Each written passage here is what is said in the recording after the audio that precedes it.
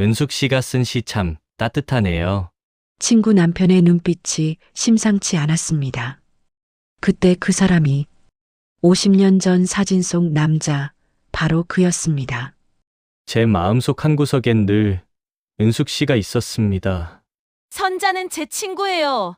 40년을 함께한 소중한 친구라고요. 이젠 나도 숨기고 살기 싫어요. 어떻게 나한테 이럴 수 있어?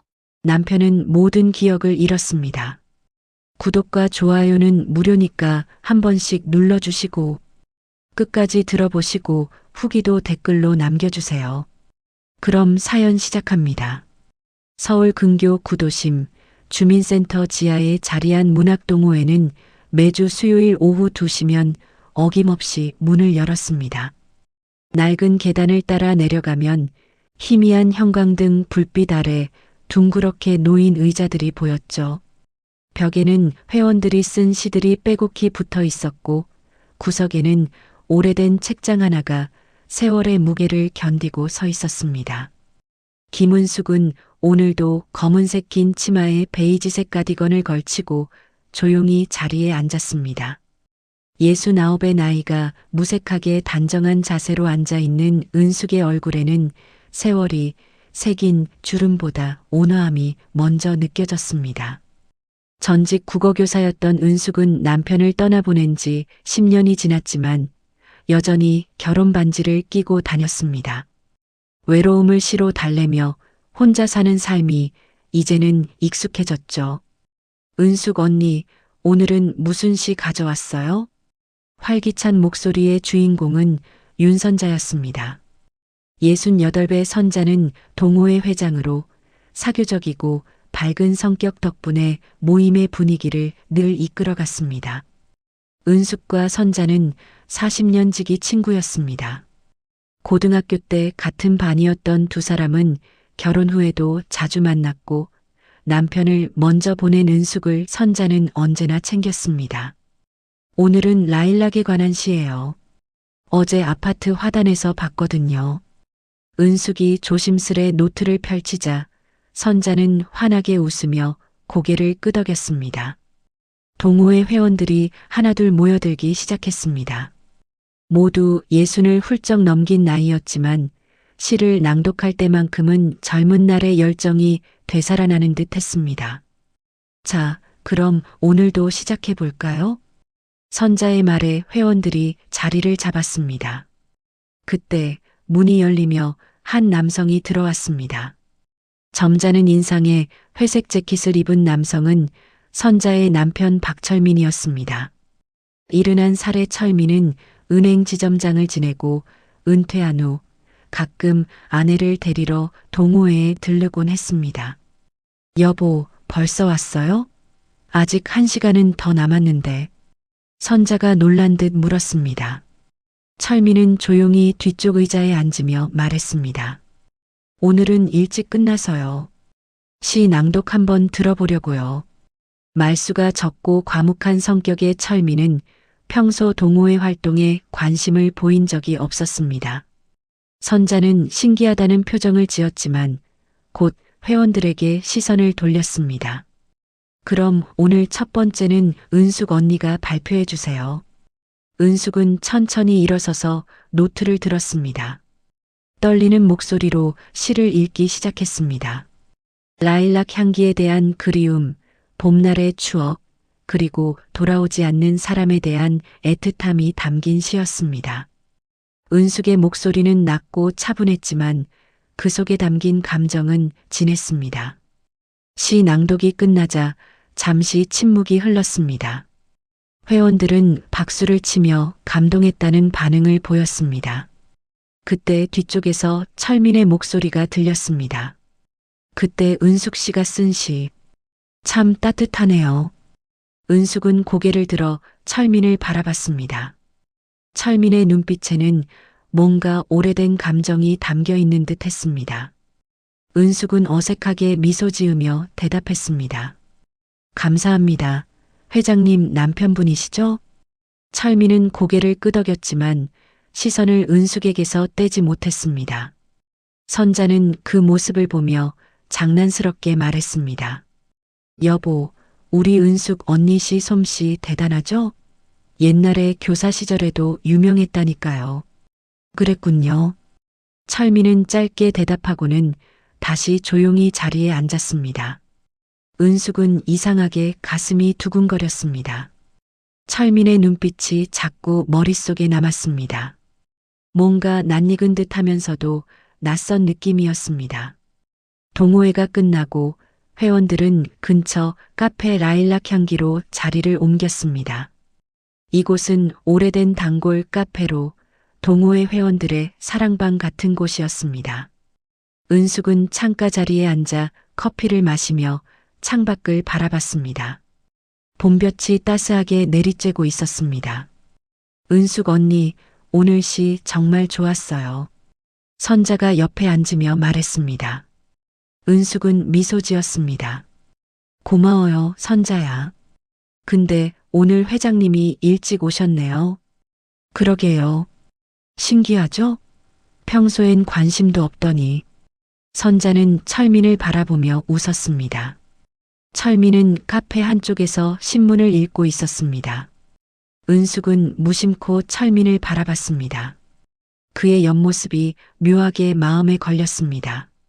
집으로 돌아온 은숙은 왠지 모르게 마음이 편치 않았습니다.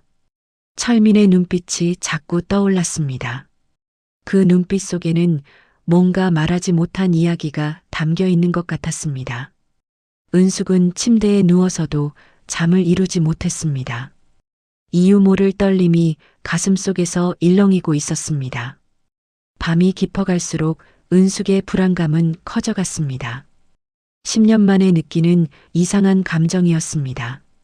창밖으로 보이는 달빛이 유난히 밝았습니다. 며칠이 지났지만 은숙의 마음은 여전히 불안했습니다. 문학동호회에서 마주쳤던 철민의 눈빛이 자꾸만 떠올랐습니다. 은숙은 스스로에게 말했습니다. 그냥 친구 남편일 뿐이라고, 별것 아니라고요. 하지만 마음 한구석에서는 뭔가 다른 감정이 꿈틀거리고 있었습니다. 목요일 오후 은숙은 집에서 설거지를 하고 있었습니다. 창밖으로는 봄비가 부슬부슬 내리고 있었습니다. 그때 초인종 소리가 울렸습니다. 은숙은 손을 닦으며 현관으로 향했습니다. 인터폰 화면에는 낯익은 얼굴이 보였습니다. 박철민이었습니다. 김은숙 씨, 저 박철민입니다. 은숙은 당황했습니다. 선자의 남편이 왜 혼자 자신의 집을 찾아왔을까요? 은숙은 떨리는 손으로 문을 열었습니다. 철민은 회색 바람막이를 입고 서 있었습니다. 빗물에 젖은 어깨가 축축해 보였습니다. 이 시간에 무슨 일이세요? 은숙의 목소리는 떨렸습니다. 철민은 잠시 머뭇거리다가 입을 열었습니다. 갑자기 찾아와서 죄송합니다. 할 말이 있어서요. 선자는요? 같이 안 오셨나요? 선자는 모릅니다. 혼자 왔어요. 철민의 대답에 은숙은 더욱 당황했습니다. 친구의 남편이 아내 몰래 자신을 찾아온 상황이 이상하게 느껴졌습니다. 은숙은 잠시 고민하다가 철민을 거실로 안내했습니다. 일단 들어오세요. 비 맞으셨네요. 철민은 조심스럽게 신발을 벗고 거실로 들어왔습니다. 은숙은 수건을 건네며 차를 준비했습니다. 두 사람 사이에 어색한 침묵이 흘렀습니다. 은숙은 떨리는 손으로 찻잔을 철민 앞에 놓았습니다. 무슨 일로 오셨는지 여쭤봐도 될까요? 은숙의 질문에 철민은 한숨을 쉬었습니다. 그는 잠시 찻잔을 바라보다가 천천히 말했습니다. 선자가 요즘 은숙 씨 얘기를 자주 하더군요. 동호회에서 시 낭독하는 모습이 인상 깊었다면서요. 그래서요? 문득 그 옛날이 떠올라서 왔습니다. 철민의 말에 은숙은 미간을 찌푸렸습니다. 옛날이라니 무슨 의미일까요? 은숙은 철민을 처음 본 게 며칠 전 동호회에서였다고 생각했습니다. 철민은 주머니에서 낡은 사진 한 장을 꺼냈습니다. 이걸 보시겠습니까? 은숙은 조심스럽게 사진을 받아들었습니다. 사진 속에는 젊은 남녀가 캠퍼스 벚꽃나무 아래에서 웃고 있었습니다. 은숙은 사진을 보는 순간 숨이 멎는 듯 했습니다. 사진 속 여자는 젊은 시절의 자신이었습니다. 그리고 옆에 서 있는 남자는 철민이었습니다. 이게 어떻게... 은숙의 손에서 찻잔이 떨어져 바닥에 부딪혔습니다. 따뜻한 차가 카펫 위로 쏟아졌지만 은숙은 그것조차 신경 쓸 여유가 없었습니다. 기억이 서서히 되살아나기 시작했습니다. 대학교 2학년 때 문학 동아리에서 만났던 한 남학생. 말수는 적었지만 시를 사랑했던 그 사람. 벚꽃이 피던 봄날 캠퍼스를 함께 걸었던 기억. 철민 씨. 그때 그 사람이... 은숙의 목소리가 떨렸습니다. 철민은 고개를 끄덕였습니다. 네, 저입니다. 50년 전 대학교 문학 동아리에서 만났던 박철민이요. 어떻게 지금까지... 은숙은 말을 잇지 못했습니다. 50년 전 기억이 홍수처럼 밀려왔습니다. 그때 은숙은 철민을 좋아했습니다. 조용하지만 따뜻했던 그 사람을, 시를 함께 읽으며 밤을 새웠던 그 시간을요. 하지만 은숙의 부모님은 철민을 반대했습니다. 가난한 집안 출신이라는 이유였습니다. 결국 은숙은 부모님의 뜻에 따라 다른 남자와 결혼했고 철민과는 연락을 끊었습니다. 그땐 몰랐습니다. 은숙 씨가 제 인생의 첫사랑이었다는 걸. 철민의 목소리는 낮고 쓸쓸했습니다. 은숙은 눈물을 참으며 고개를 저었습니다. 왜 이제 와서 이러세요? 다 지난 일인데요. 알고 있습니다. 하지만 며칠 전 동호회에서 은숙 씨를 봤을 때 모든 게 되살아났습니다. 그때 은숙 씨가 읽었던 시처럼 돌아오지 않는 사람에 대한 그리움이요. 선자는 어떻게 되는 건가요? 은숙의 질문에 철민은 침묵했습니다. 한참 후에야 그가 입을 열었습니다. 선자와 결혼한 건 은숙 씨가 떠난 지 3년 후였습니다. 선자는 좋은 사람입니다. 하지만요? 제 마음속 한구석엔 늘 은숙 씨가 있었습니다. 은숙은 두 손으로 얼굴을 감췄습니다. 눈물이 흘러내렸습니다. 50년 만에 듣는 고백이었습니다. 그 긴 세월 동안 철민도 자신을 기억하고 있었다는 사실이 은숙의 가슴을 아프게 했습니다. 제발 이 얘기 다시 꺼내지 말아요. 선자는 제 친구예요. 40년을 함께한 소중한 친구라고요. 알고 있습니다. 그래서 더 괴롭습니다. 철민은 자리에서 일어났습니다. 그는 사진을 다시 주머니에 넣으며 말했습니다. 오늘은 이만 가보겠습니다. 하지만 은숙 씨, 한 가지만 기억해 주세요. 뭔데요? 이젠 나도 숨기고 살기 싫습니다. 제 진심을요. 철민은 그 말을 남기고 현관으로 향했습니다. 은숙은 그의 뒷모습을 멍하니 바라봤습니다. 문이 닫히는 소리가 유난히 크게 들렸습니다. 은숙은 그 자리에 주저앉아 한참을 울었습니다. 밤이 되어도 은숙은 잠을 이룰 수 없었습니다. 철민의 말이 귓가에 맴돌았습니다. 과거의 문이 다시 열린 것 같았습니다. 그리고 그 문 너머로는 잊고 살았던 감정들이 쏟아져 나오고 있었습니다. 철민이 다녀간 후 은숙의 일상은 완전히 흔들렸습니다. 매일 아침 눈을 뜰 때마다 그날의 기억이 되살아났습니다. 철민의 눈빛, 그가 꺼낸 사진, 그리고 50년 전의 추억들이 은숙을 괴롭혔습니다. 은숙은 거울 앞에 서서 늙어버린 자신의 얼굴을 바라봤습니다. 주름이 깊게 패인 얼굴, 희끗희끗한 머리카락. 시간은 모든 것을 변화시켰지만 마음속 어딘가에 남아있던 감정만은 그대로였습니다. 일주일이 지난 어느 저녁 은숙은 장을 보고 집으로 돌아오는 길이었습니다. 아파트 입구에서 익숙한 실루엣이 보였습니다. 철민이었습니다. 그는 벤치에 앉아 은숙을 기다리고 있었습니다. 은숙은 발걸음을 멈췄습니다. 돌아가고 싶었지만 발이 떨어지지 않았습니다. 은숙 씨, 철민이 먼저 다가왔습니다. 그의 얼굴에는 피곤함이 가득했습니다. 며칠 동안 잠을 제대로 못 잔 것 같았습니다. 왜 또 오신 거예요? 지난번에 말했잖아요. 다시는 이러지 말라고. 은숙의 목소리는 떨렸지만 단호했습니다. 철민은 고개를 숙이며 말했습니다. 죄송합니다. 하지만 궁금한 게 있어서요. 뭐가요? 그때 은숙 씨가 떠난 이유가 정확히 뭔지 알고 싶습니다. 철민의 질문에 은숙은 한숨을 쉬었습니다. 50년 전의 이야기를 꺼내는 것이 얼마나 고통스러운지 철민은 몰랐습니다. 은숙은 장바구니를 내려놓고 벤치에 앉았습니다. 철민도 조심스럽게 옆에 앉았습니다. 우리 부모님이 반대했어요. 철민 씨 집안이 가난하다고요. 그때 저는 너무 어렸고 부모님 뜻을 거스를 용기가 없었어요. 그게 전부인가요? 아니요. 은숙은 눈물을 글썽이며 계속 말했습니다. 사실은 제가 겁이 났어요. 철민 씨와 함께하면 힘들 거란 생각이 들었죠.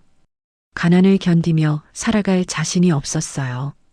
그래서 도망쳤습니다. 철민은 아무 말 없이 은숙을 바라봤습니다. 은숙의 눈에서 눈물이 흘러내렸습니다. 미안해요. 정말 미안해요. 그때 제가 용기가 있었다면. 아닙니다. 은숙 씨 잘못이 아니에요. 철민은 손수건을 꺼내 은숙에게 건넸습니다. 은숙은 그것으로 눈물을 닦았습니다. 두 사람 사이에 잠시 침묵이 흘렀습니다. 저녁 바람이 차갑게 불어왔습니다. 그 후로 어떻게 지내셨어요? 은숙의 질문에 철민은 멀리 하늘을 바라보며 대답했습니다.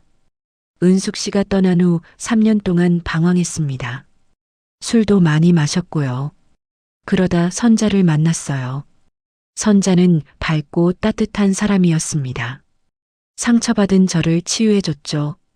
그럼 선자를 사랑한 거네요. 사랑했습니다. 지금도 사랑하고요.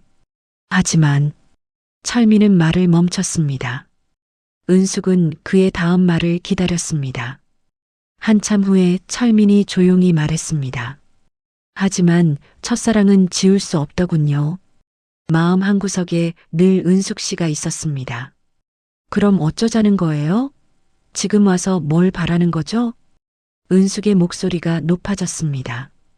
철민은 고개를 저었습니다. 아무것도 바라지 않습니다.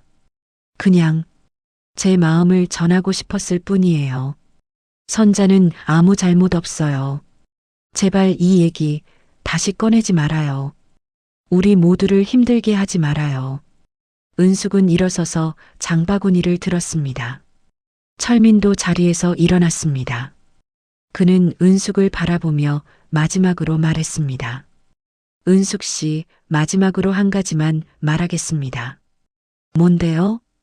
제가 평생 후회하며 산 건 그때 은숙 씨를 붙잡지 못한 거였습니다. 지금이라도 제 마음을 전하지 않으면 또 후회할 것 같았어요.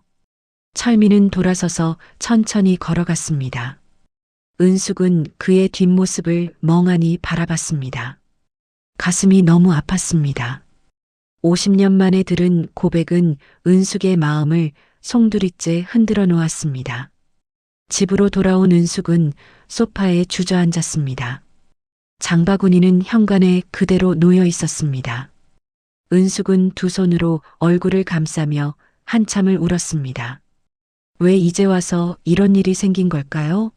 조용히 살던 일상이 완전히 무너지고 있었습니다.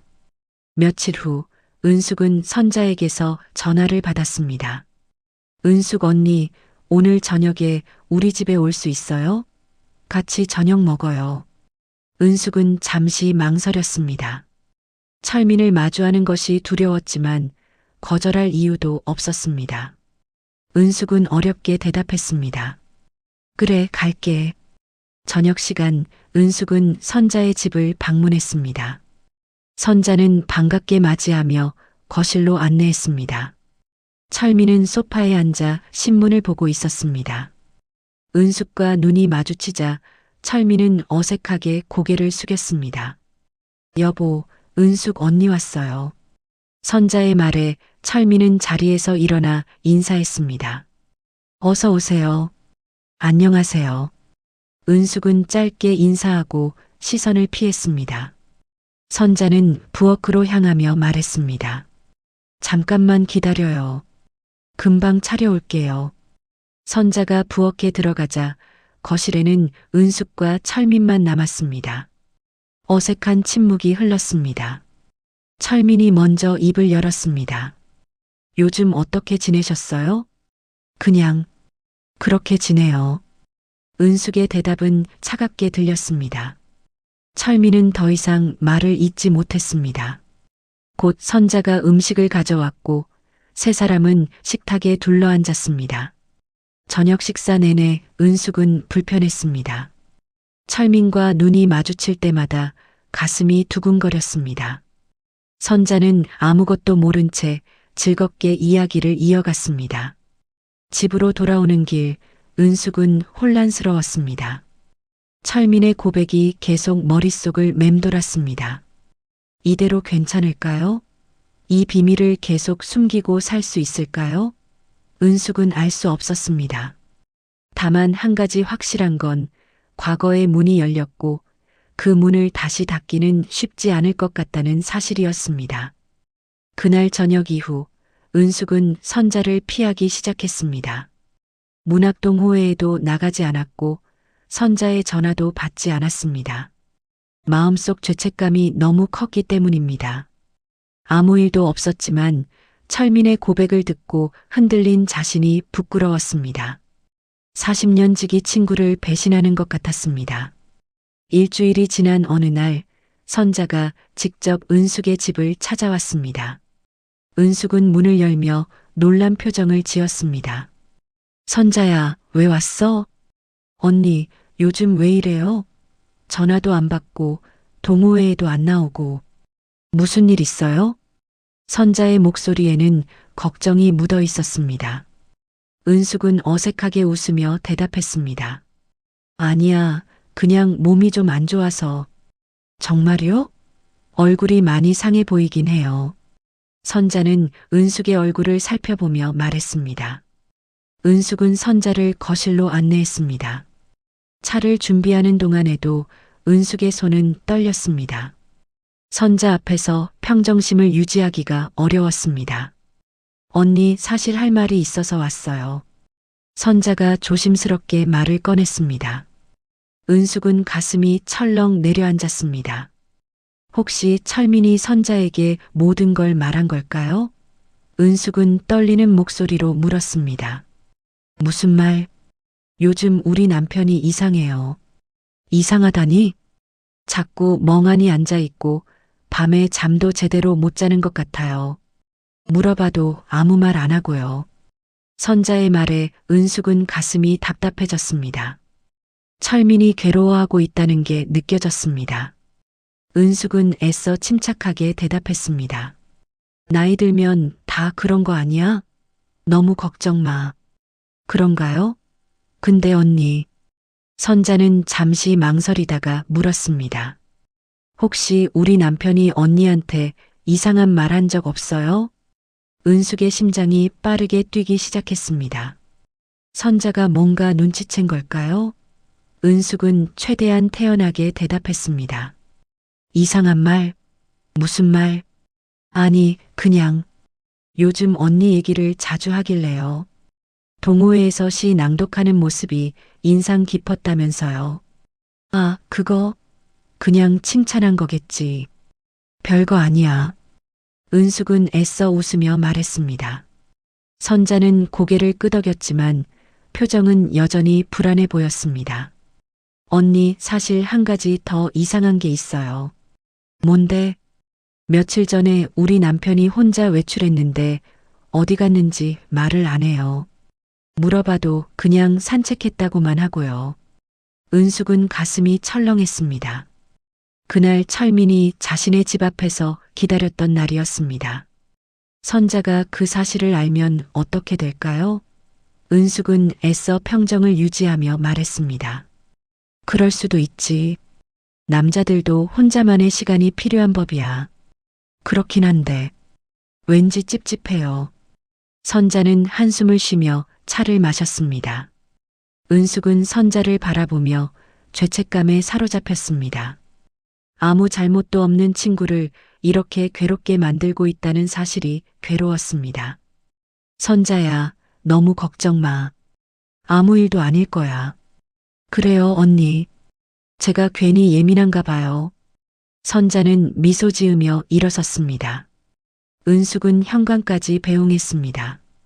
문이 닫히자 은숙은 그 자리에 주저앉았습니다. 이대로는 안 되겠다는 생각이 들었습니다. 철민을 만나 확실히 선을 그어야 했습니다. 다음 날 은숙은 철민에게 문자를 보냈습니다.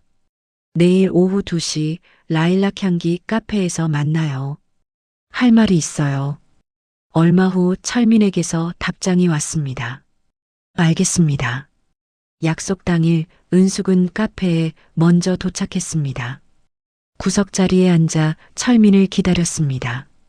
창밖으로는 봄비가 내리고 있었습니다. 곧 철민이 들어왔습니다. 그는 은숙을 발견하고 조심스럽게 다가왔습니다. 오셨군요. 앉으세요. 은숙의 목소리는 차가웠습니다. 철민은 마주 앉으며 커피를 주문했습니다.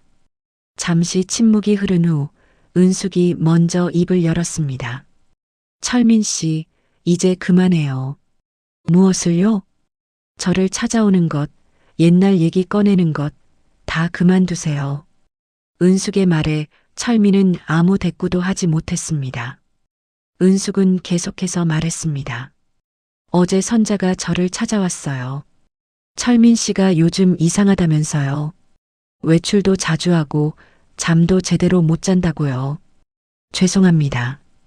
죄송하다고 해결될 문제가 아니에요. 선자는 제 친구예요. 40년을 함께한 소중한 친구라고요. 그 친구를 이렇게 괴롭힐 순 없어요. 은숙의 목소리가 떨렸습니다. 철민은 고개를 숙인 채 아무 말도 하지 못했습니다. 은숙은 눈물을 참으며 계속 말했습니다. 50년 전 일은 다 지났어요. 우리 둘 다 이제 늙었고 각자의 삶을 살았어요. 이제 와서 그 시절로 돌아갈 수는 없어요. 알고 있습니다. 안다면 제발 그만하세요. 저도 철민 씨도 선자도 모두 힘들어요. 철민은 한참 동안 아무 말도 하지 않았습니다. 그러다 천천히 고개를 들어 은숙을 바라봤습니다. 그의 눈에는 눈물이 맺혀 있었습니다. 은숙 씨 말이 맞습니다. 제가 잘못했어요. 하지만요? 이젠 나도 숨기고 살기 싫습니다. 제 마음을요. 철민의 말에 은숙은 할 말을 잃었습니다. 그때 카페 문이 열리며 누군가 들어왔습니다. 은숙과 철민은 동시에 고개를 돌렸습니다. 문 앞에 서 있는 사람은 윤선자였습니다. 선자는 두 사람을 발견하고 굳은 표정으로 다가왔습니다. 역시 그랬군요. 선자의 목소리는 차갑게 떨렸습니다.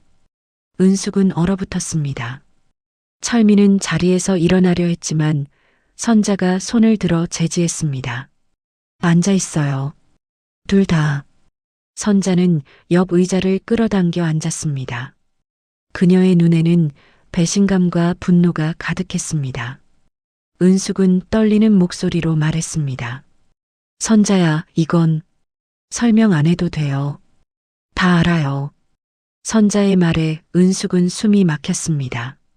카페 안의 공기가 무겁게 가라앉았습니다. 선자는 두 사람을 번갈아 바라보며 차갑게 말했습니다. 어제부터 이상하다 싶었어요. 은숙 언니가 저를 피하고 우리 남편은 멍하니 있고 그래서 오늘 남편 뒤를 밟았어요. 은숙은 고개를 들 수 없었습니다. 선자의 목소리에는 배신감이 가득했습니다. 철민은 선자를 바라보며 입을 열었습니다. 선자야, 오해야. 우리는 오해? 뭐가 오해예요? 아내 몰래 친구를 만나는 게 오해예요? 선자의 목소리가 높아졌습니다. 카페 안에 다른 손님들이 힐끔힐끔 쳐다봤습니다. 은숙은 조용히 말했습니다. 선자야, 여기서는 안 돼. 나가서 얘기하자. 싫어요. 여기서 다 해명하세요. 당신들 무슨 사이예요? 선자의 질문에 은숙은 눈물을 흘렸습니다. 철민이 대신 대답했습니다. 선자, 우리는 아무 사이도 아니야.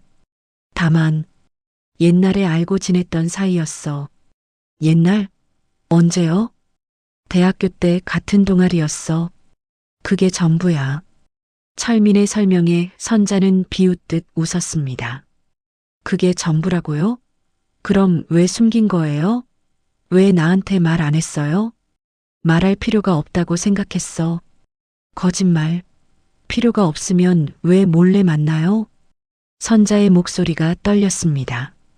그녀는 은숙을 돌아보며 말했습니다. 은숙 언니, 솔직히 말해요. 당신 우리 남편 좋아했던 거죠? 은숙은 대답할 수 없었습니다. 침묵이 곧 답이었습니다. 선자는 비틀거리며 일어섰습니다. 눈에서 눈물이 쏟아졌습니다. 믿을 수가 없어요. 40년 친구를 이렇게 배신하다니. 선자야, 제발 오해 풀자. 우리는 정말 아무 일도 없었어. 은숙이 선자의 손을 잡으려 했지만 선자는 뿌리쳤습니다. 손대지 마세요. 이제 당신 얼굴도 보기 싫어요. 선자는 카페를 뛰쳐나갔습니다. 은숙은 그녀를 쫓아가려 했지만 철민이 막았습니다. 지금은 안 돼요. 선자가 너무 흥분했어요. 내 잘못이에요. 다 내 잘못. 은숙은 그 자리에 주저앉아 울기 시작했습니다. 철민은 어쩔 줄 몰라 했습니다. 카페 안에 사람들이 수군거렸습니다. 은숙은 겨우 정신을 차리고 카페를 나왔습니다.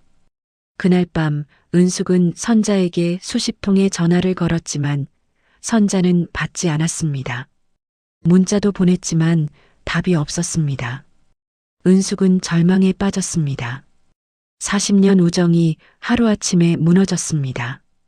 다음 날 문학동호회 단체 채팅방이 시끄러워졌습니다. 누군가가 익명으로 글을 올렸습니다. 동호회 내에 불륜 관계가 있다던데 사실인가요? 그 메시지를 시작으로 온갖 추측과 소문이 퍼졌습니다. 은숙은 누가 그런 글을 올렸는지 알 수 없었지만 분명한 건 이제 동호회에 나갈 수 없다는 사실이었습니다. 은숙은 조용히 동호회 채팅방을 나왔습니다. 철민에게서 전화가 왔습니다. 은숙 씨, 선자가 집을 나갔어요. 뭐라고요? 어젯밤부터 집에 안 들어왔어요. 전화도 안 받고요.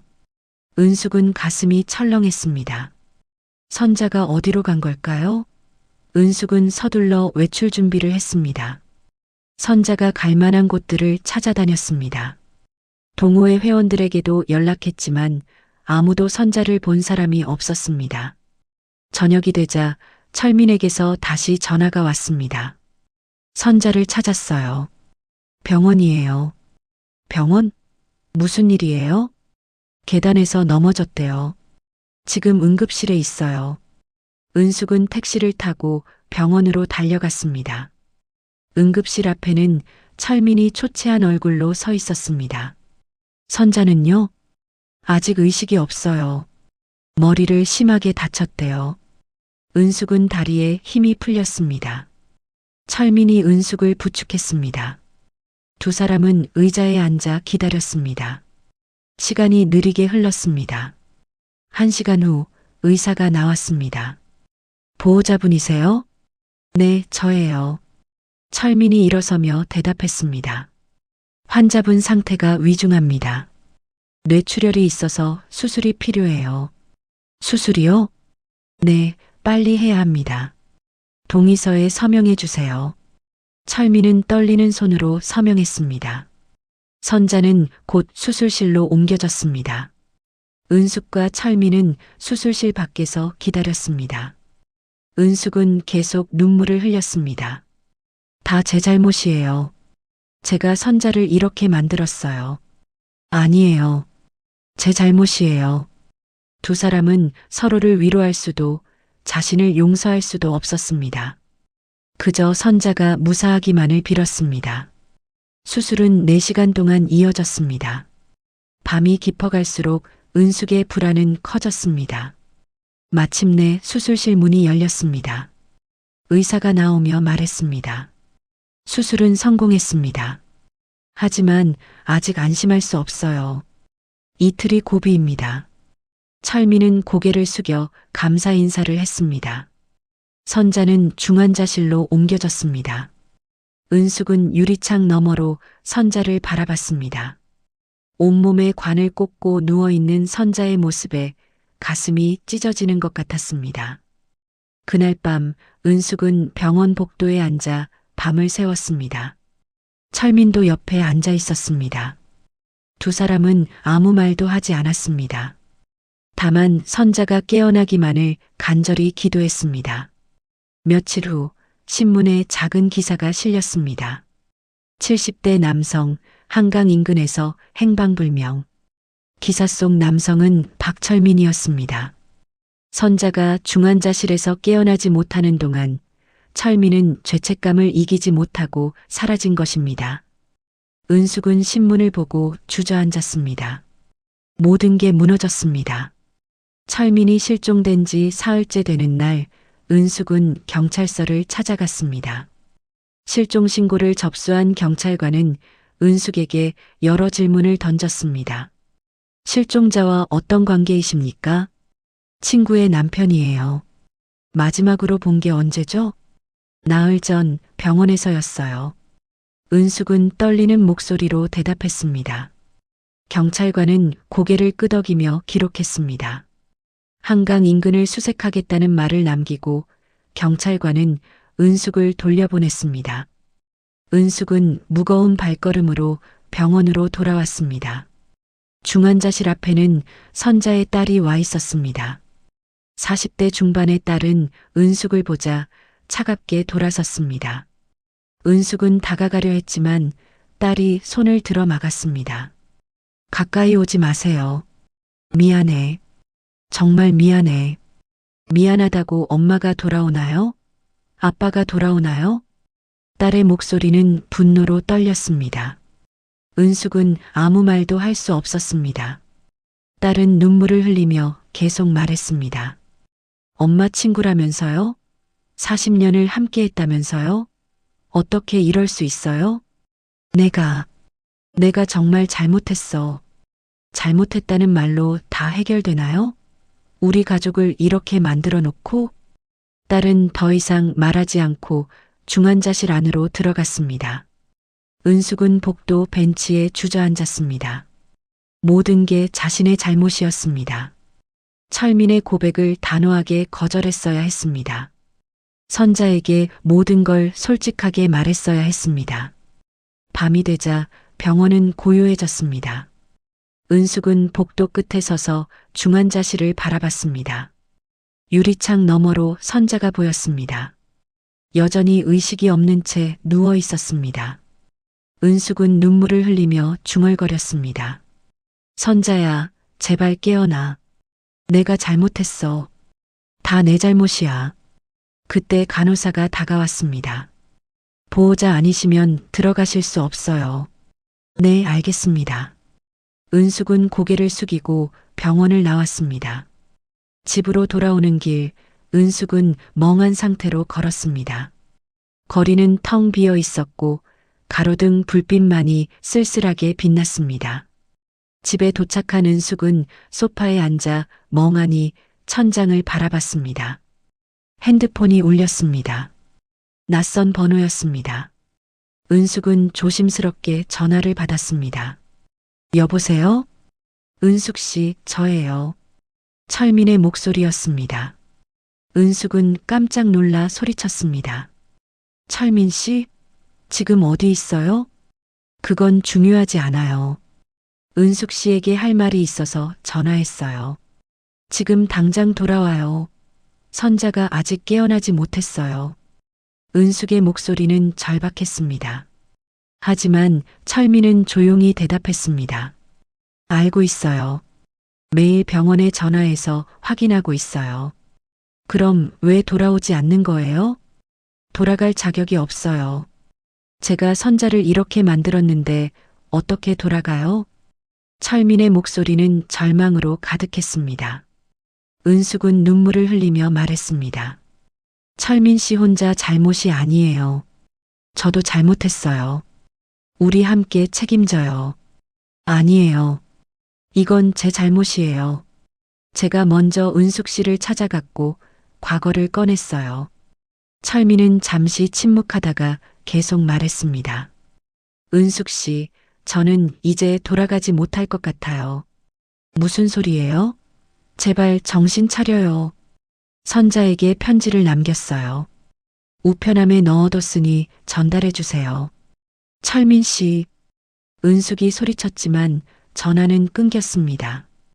은숙은 다시 전화를 걸었지만 이번에는 연결되지 않았습니다. 은숙은 핸드폰을 떨어뜨리고 바닥에 주저앉았습니다. 다음 날 아침 은숙은 자신의 우편함을 확인했습니다. 편지 한 통이 들어 있었습니다. 발신인은 박철민이었습니다. 은숙은 떨리는 손으로 봉투를 열었습니다. 편지에는 이렇게 적혀 있었습니다. 은숙 씨에게 이 편지를 읽고 계실 거예요. 먼저 사과하고 싶습니다. 제가 은숙 씨를 힘들게 했어요. 50년 전 감정을 꺼내지 말았어야 했는데 저는 어리석었습니다. 선자에게도 미안합니다. 좋은 아내였는데 제가 그녀를 배신했어요. 은숙 씨, 부탁이 있어요. 선자가 깨어나면 이 편지를 전해주세요. 그리고 제가 얼마나 미안해했는지 꼭 말해주세요. 은숙 씨도 자책하지 마세요. 이건 제 잘못이에요. 선자를 부탁합니다. 박철민. 은숙은 편지를 읽으며 울었습니다. 철민의 마지막 말처럼 들렸습니다. 은숙은 서둘러 경찰서로 전화를 걸었습니다. 어젯밤 박철민 씨한테서 전화를 받았어요. 제발 찾아주세요. 경찰은 수색 범위를 넓히겠다고 약속했습니다. 은숙은 병원으로 향했습니다. 중환자실 앞에는 여전히 선자의 딸이 지키고 있었습니다. 은숙은 멀리서 지켜볼 수밖에 없었습니다. 오후가 되자 경찰에게서 연락이 왔습니다. 박철민 씨를 찾았습니다. 어디 있어요? 무사해요? 한강 인근 야산에서 발견됐습니다. 생명에는 지장 없지만 기억을 일부 잃은 상태입니다. 은숙은 안도의 한숨을 쉬었습니다. 적어도 살아있다는 사실에 감사했습니다. 경찰은 철민을 병원으로 이송했다고 말했습니다. 은숙은 그 병원으로 향했습니다. 병원 응급실에서 철민을 만났습니다. 그는 초췌한 얼굴로 침대에 누워 있었습니다. 은숙을 보자 철민은 어리둥절한 표정을 지었습니다. 당신이 누구세요? 은숙은 가슴이 내려앉았습니다. 철민이 자신을 기억하지 못했습니다. 의사가 다가와 설명했습니다. 일시적인 기억 상실입니다. 스트레스와 탈진 때문인 것 같아요. 시간이 지나면 회복될 거예요. 은숙은 고개를 끄덕이며 철민을 바라봤습니다. 철민은 여전히 은숙을 낯선 사람 보듯 쳐다봤습니다. 은숙은 조용히 말했습니다. 괜찮아요. 천천히 기억하세요. 은숙은 병실을 나와 복도에 섰습니다. 눈물이 멈추지 않았습니다. 모든 게 무너졌습니다. 선자는 의식이 없고 철민은 기억을 잃었습니다. 그리고 은숙은 두 사람 사이에서 죄책감에 짓눌려 있었습니다. 밤하늘을 바라보며 은숙은 중얼거렸습니다. 이제 어떻게 해야 하지? 일주일이 지났습니다. 선자는 여전히 중환자실에 누워 있었고 철민은 기억을 되찾지 못한 채 병원 일반 병동에서 회복 중이었습니다. 은숙은 매일 두 병원을 오가며 지쳤지만 멈출 수 없었습니다. 이 모든 일의 시작이 자신이었다는 죄책감이 은숙을 움직이게 했습니다. 어느 날 아침 은숙이 선자가 입원한 병원에 도착했을 때 간호사가 급히 달려왔습니다. 환자분이 깨어나셨어요. 은숙은 가슴이 뛰었습니다. 중환자실로 향하려 했지만 선자의 딸이 문 앞을 막아섰습니다. 들어올 수 없어요. 선자가 깨어났다며? 제발 잠깐만이라도. 안 돼요. 엄마가 당신을 보고 싶어 하지 않을 거예요. 딸의 단호한 말에 은숙은 물러설 수밖에 없었습니다. 은숙은 복도 벤치에 앉아 기다렸습니다. 1시간쯤 지났을까 의사가 중환자실에서 나왔습니다. 은숙은 다가가 조심스럽게 물었습니다. 환자분 상태는 어떤가요? 의식은 돌아왔지만 아직 몸이 많이 약합니다. 당분간 안정이 필요해요. 말은 할 수 있나요? 네, 간단한 대화는 가능합니다. 은숙은 고개를 끄덕였습니다. 선자가 깨어났다는 사실만으로도 감사했습니다. 은숙은 병원 복도를 서성이다가 결심을 굳혔습니다.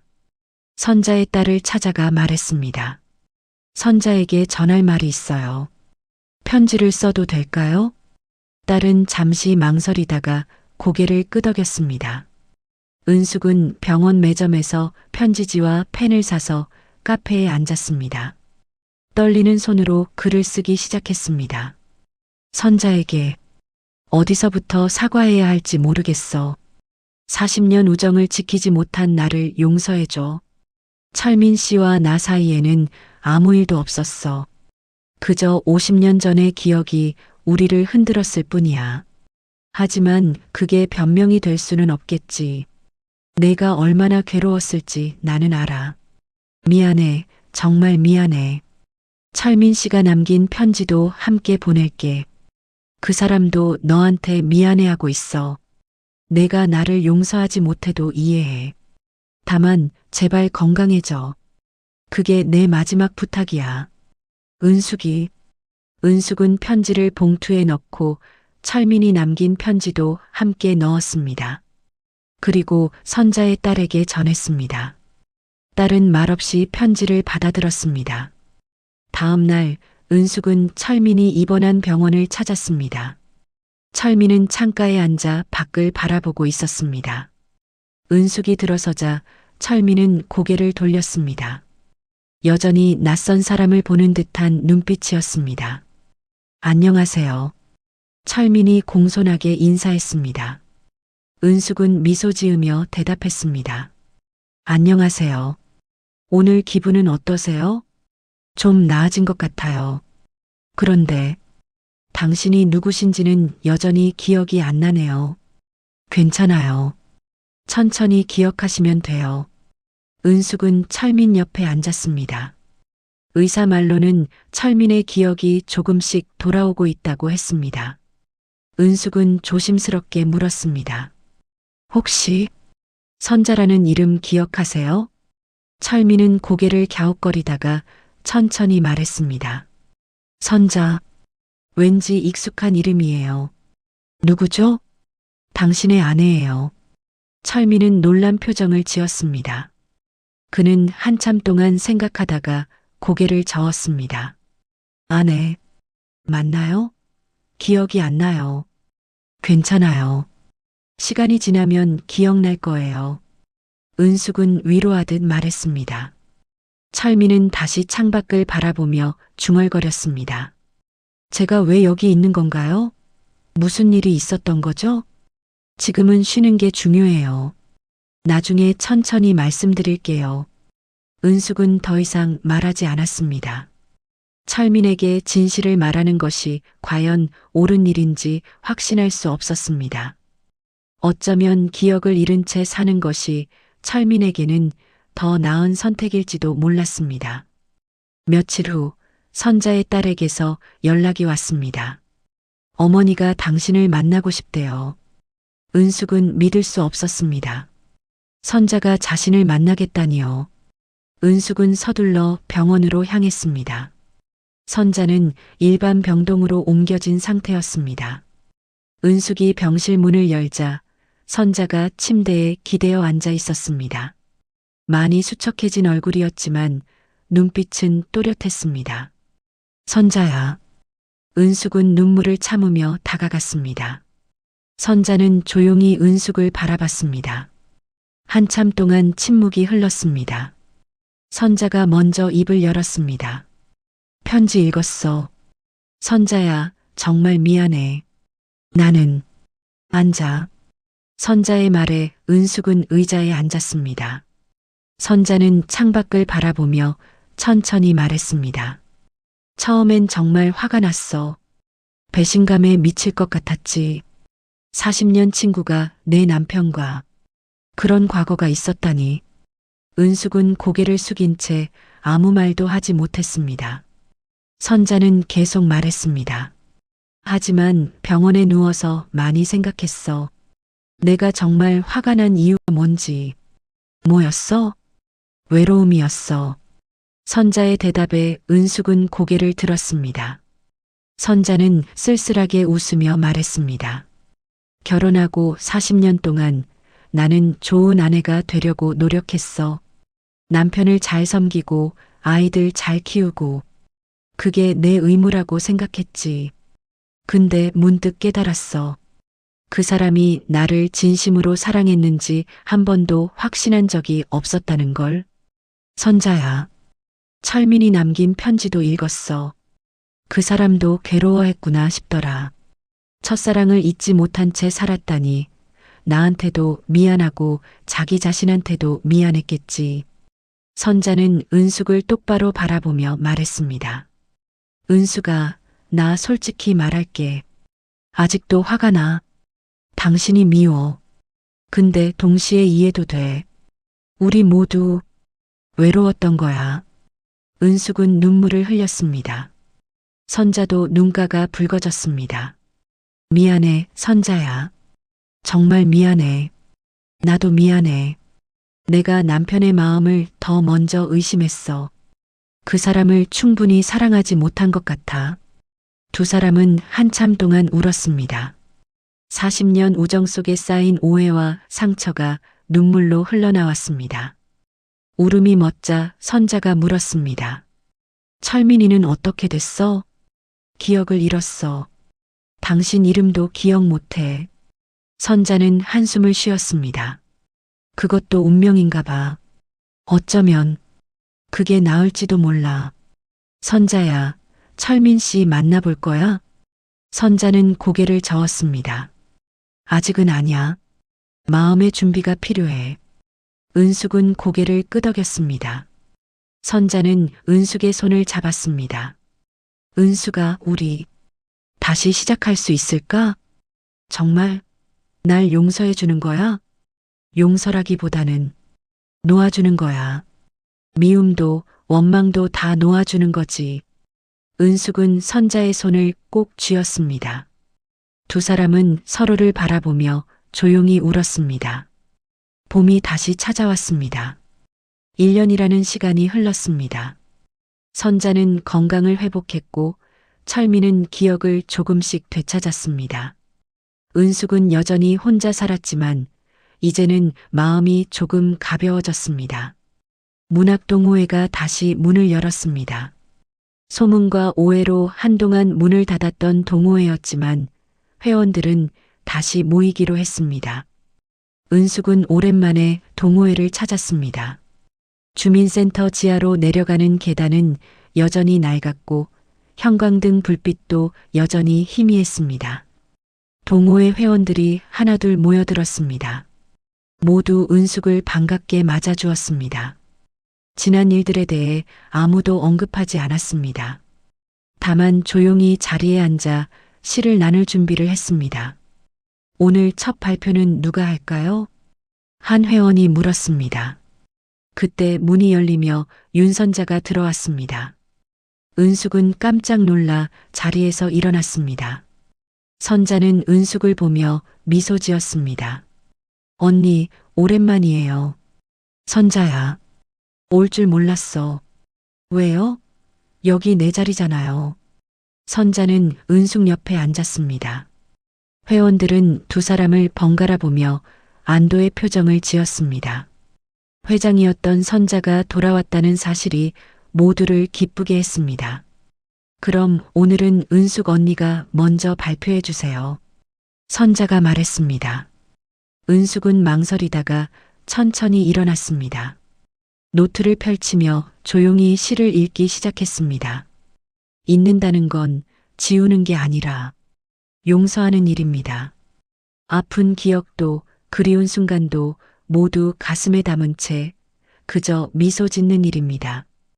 봄이 오면 라일락이 피듯 시간이 흐르면 상처도 아물듯 우리는 또다시 살아갑니다. 용서하며 용서받으며. 은숙의 목소리는 잔잔했지만 힘이 있었습니다. 시 낭독이 끝나자 회원들이 박수를 쳤습니다. 선자도 조용히 박수를 치며 은숙을 바라봤습니다.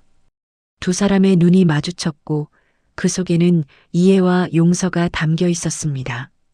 동호회가 끝나고 회원들은 라일락 향기 카페로 자리를 옮겼습니다.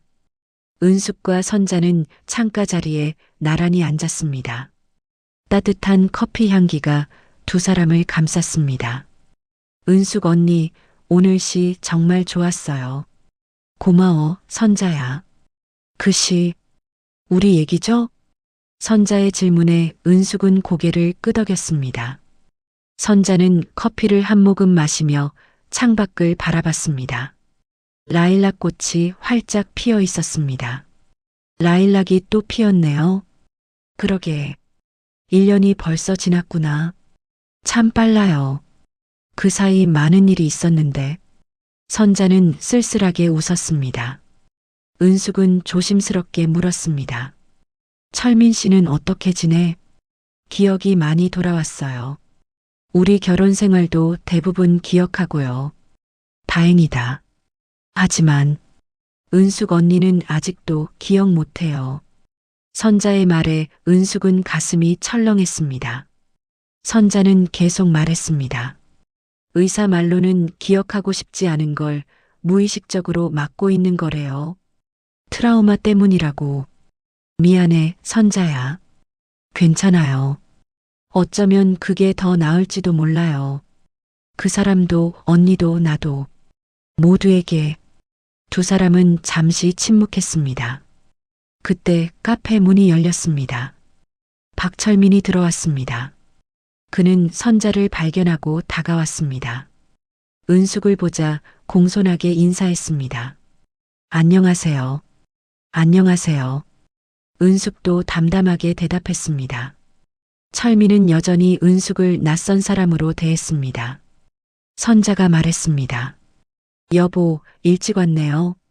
응, 일찍 끝났어. 같이 집에 갈까? 네, 그럴까요? 선자는 자리에서 일어났습니다. 은숙에게 작별 인사를 하며 말했습니다. 언니, 다음 주에 또 봐요. 그래, 조심히 가. 선자와 철민이 카페를 나갔습니다. 은숙은 창밖으로 두 사람의 뒷모습을 바라봤습니다. 철민은 선자의 손을 잡았고 선자는 그의 어깨에 머리를 기댔습니다. 50년 전의 기억은 사라졌지만 새로운 시작을 하는 것처럼 보였습니다. 은숙은 혼자 커피를 마시며 생각했습니다. 사랑도 우정도 결국은 용서로 남는다는 걸. 완벽하게 지울 수는 없지만 받아들이고 함께 살아갈 수 있다는 걸. 그것이 나이 들어 배우는 지혜라는 걸. 며칠 후 은숙은 철민에게서 전화를 받았습니다. 은숙 씨, 저 박철민입니다. 네, 무슨 일이세요? 기억이 조금씩 돌아오고 있어요. 당신이 은숙인가요? 철민의 목소리는 떨렸습니다. 은숙은 잠시 망설이다가 대답했습니다. 네, 맞아요. 우리 예전에 알고 지냈던 사이죠? 오래전 일이에요. 이젠 중요하지 않아요. 그렇군요. 그런데 왜인지 당신 생각을 하면 가슴이 아파요. 제가 당신에게 미안한 일을 한 것 같아요. 은숙은 눈을 감았습니다. 철민의 기억이 완전히 돌아오는 것이 과연 좋은 일일까요? 은숙은 조용히 말했습니다. 철민 씨, 이젠 그 이름으로 날 부르지 말아요. 무슨 뜻이에요? 우리는 이제 새로운 관계를 만들어 가야 해요. 과거의 은숙과 철민이 아니라 지금의 우리로요. 철민은 한참 동안 침묵했습니다. 그러다 천천히 대답했습니다. 알겠습니다. 고맙습니다, 은숙 씨. 전화가 끊어졌습니다. 은숙은 핸드폰을 내려놓고 창밖을 바라봤습니다. 라일락 향기가 바람을 타고 흘러왔습니다. 다음 주 문학 동호회 날 은숙은 다시 주민센터를 찾았습니다. 계단을 내려가는 발걸음이 한결 가벼웠습니다. 동호회 방에는 회원들이 모여 있었고 선자도 자리에 앉아 있었습니다. 언니, 오늘은 어떤 시 가져왔어요? 오늘은 시가 아니라 이야기를 하려고. 이야기요? 은숙은 회원들을 둘러보며 말했습니다. 우리가 나이 들어서 배우는 건 뭘까요? 사랑하는 법? 아니면 포기하는 법? 회원들이 저마다 생각에 잠겼습니다. 은숙은 미소 지으며 계속 말했습니다. 저는 용서하는 법을 배웠어요. 남을 용서하고 나를 용서하고 시간을 용서하는 법을요. 선자가 은숙을 바라보며 고개를 끄덕였습니다. 은숙은 선자에게 미소를 보냈습니다. 두 사람의 미소 속에는 오랜 우정이 담겨 있었습니다. 동호회가 끝나고 세 사람은 라일락 향기 카페 앞에서 마주쳤습니다. 은숙, 선자, 그리고 철민. 철민은 조심스럽게 인사했습니다. 안녕하세요, 은숙 씨. 안녕하세요. 선자가 두 사람을 번갈아 보며 말했습니다. 오늘은 우리 셋이 함께 차라도 마실까요? 은숙은 잠시 망설이다가 고개를 끄덕였습니다.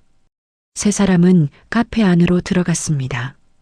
창가 자리에 앉아 각자 커피를 주문했습니다. 처음에는 어색했지만 곧 자연스러운 대화가 이어졌습니다. 라일락이 올해도 예쁘게 피었네요. 철민이 창밖을 보며 말했습니다. 선자가 대답했습니다. 그래요. 매년 피잖아요. 그게 인생인가 봐요. 은숙도 라일락을 바라보며 조용히 말했습니다. 아픔도 지나가고 기쁨도 지나가고 그래도 라일락은 또 피니까요. 세 사람은 창밖을 바라봤습니다. 봄바람에 흔들리는 라일락 꽃잎들이 햇살 속에서 반짝였습니다. 과거의 상처는 여전히 남아 있었지만 이제는 그것을 받아들이고 함께 살아갈 수 있었습니다. 사랑도 우정도 결국은 용서로 남는다는 것을 완벽하게 지울 수는 없지만 함께 품고 살아갈 수 있다는 것을 그것이 황혼의 나이에 배우는 가장 큰 지혜였습니다. 카페 문 밖으로 라일락 향기가 흩날리고 카메라는 천천히 세 사람의 뒷모습을 비춥니다. 그들은 각자의 잔을 들어 조용히 건배했습니다. 과거에도 미래에도 아닌 바로 지금 이 순간을 위해 오늘 준비한 이야기는 여기까지입니다. 재밌게 들으셨나요? 구독과 좋아요는 무료니까 한 번씩 눌러주시고 응원의 댓글 부탁드립니다.